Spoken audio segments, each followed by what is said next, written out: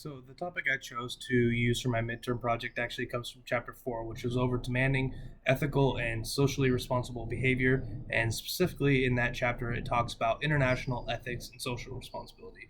And with that, it's basically U.S. businesses demanding socially responsible behavior from their suppliers and that they follow the U.S. human rights and environmental standards.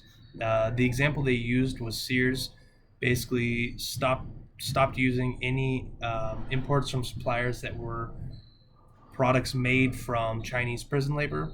And so I went to the news and I was trying to find current events related to this, and actually found that last September there was a bill, and this was called the Xinjiang Forced Labor Act.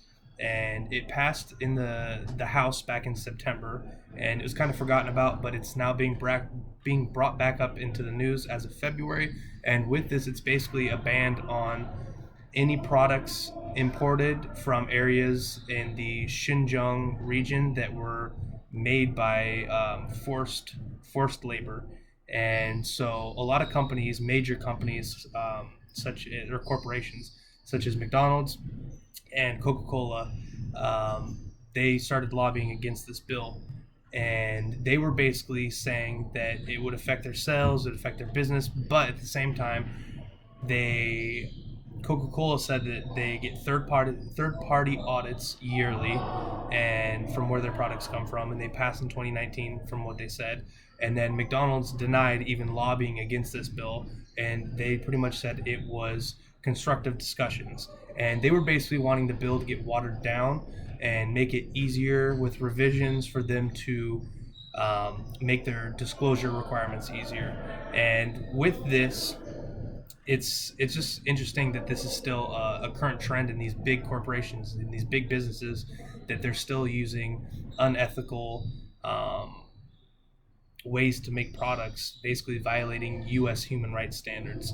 And so I basically just think with this, more companies are becoming aware that people are realizing how their products are being made, where their products are coming from, such as Sears, and they switched over to more ethical ways, and they actually it can increase their business, such with Johnson and Johnson revoking the Tylenol, or bringing the removing the Tylenol back from the market in the 1980s, and they actually saw a huge increase in profit from doing that, just because it kind of creates a trust between them and their the people who buy their products.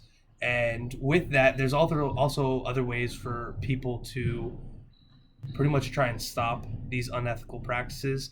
They can switch to more environmentally and socially responsible products, such as Apple. There's an alternative to Apple. It's called the Fairphone, and this basically uses plastic that's 40%, or 40% of the phone's plastic is actually recycled materials, and they claim that they use ethical ways on mining to get their materials, as well as the recycled materials. So it's just an environmentally friendly and a better alternative to Apple, which is still having issues in the news with how their products are being made.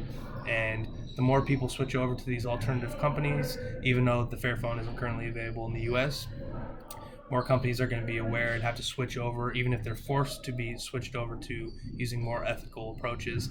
It still creates more of a public awareness of what's really going on, and maybe even forcing these companies to switch to more ethically and socially responsible ways of business.